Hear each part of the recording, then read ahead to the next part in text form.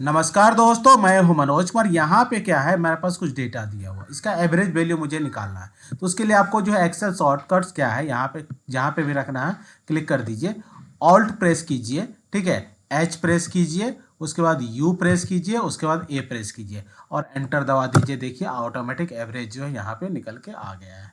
यही काम आप जो है मैनुअली फार्मूला लगा सकते हैं। यहाँ पे इक्वल टू लिख देंगे और यहाँ पे एवरेज भी पास कर देंगे। यहाँ पे एवरेज फार्मूला डाल दिए, फिर से सेलेक्ट कर लिया, ठीक है, और एंटर प्रेस कर दिया तो उसके अनुसार भी आपको एवरेज मिल जाएगा।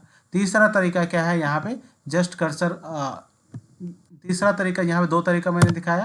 तीसरा तरीका क्या है, यहाँ पे जहाँ पे आपको निकालना है कर्सर आपको वहाँ पे रखना है। रखने के बाद यहाँ पे होम टैब है ना, यहाँ पे देखिए ऑटो सम का ऑप्शन है। यहाँ पे जो एरो पे जाइएगा, यहाँ पे देखिए एवरेज है, यहाँ पे जस्ट क्लिक कर दीजिए तो यहाँ पे देखिए ऑटोमेटिक जो फार्मूला लग चुका है। ठीक है, एंटर प्रेस कर दिए तो एवरेज मिल जाएगा। इस तरह से जो है आप एक्सेल के अंदर एवरेज कैलकुलेशन कर सकते हो। Okay, so thank you.